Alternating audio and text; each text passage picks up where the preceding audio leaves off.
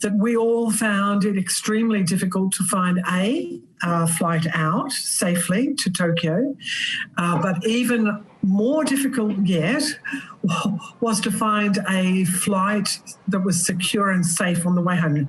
Now, by that I mean a flight schedule that would allow us to go into an international airport, have a minimum transit time and no potential for quarantine.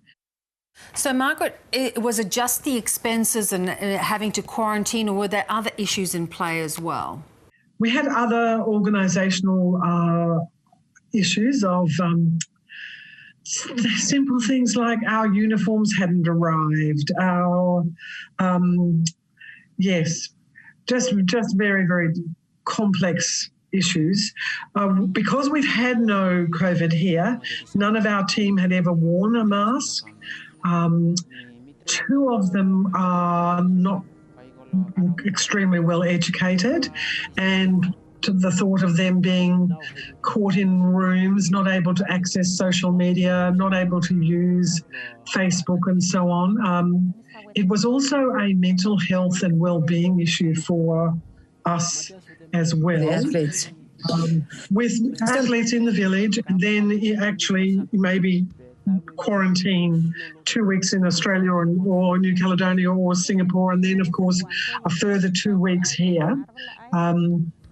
It was really a compound issue that finally caused us to have a risk assessment meeting, and our athletes, our coaches, our officials and the board, it was 100% decision to withdraw. For the athletes, though, is it not just a massive blow after all the work that they've put in? Well, it's a massive blow for all of us because we're all volunteers and we all have been throwing ourselves at this since 2017. Luckily, our athletes are very, very young. We've only been doing talent ID programs for the last 3 years, and they are all very, very young. So 2024 Paris is not so far away now. We're already looking at the National Games here in November, and then, of course, Commonwealth Games in Birmingham in the United Kingdom in July next year. So, yes, of course it is obviously a blow.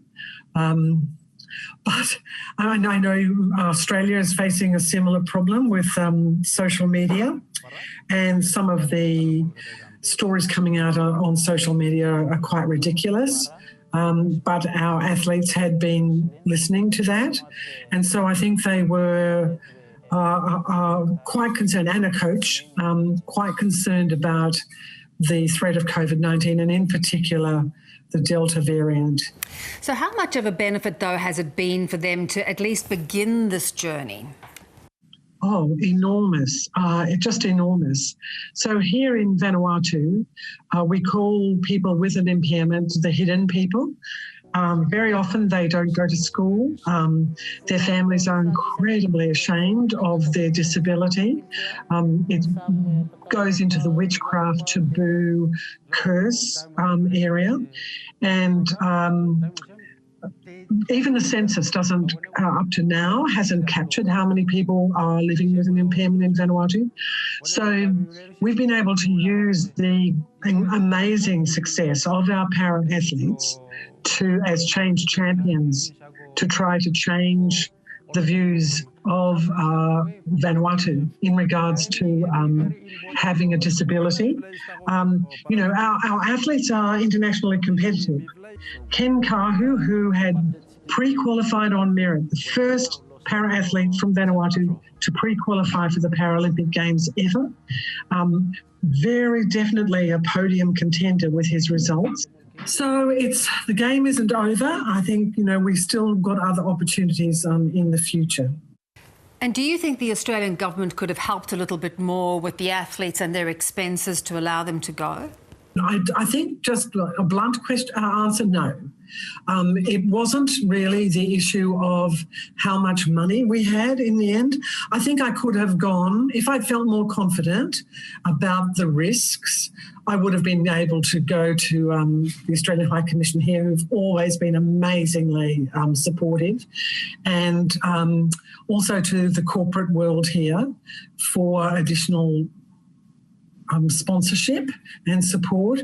But really it came back to that considerable risk about us getting home safely.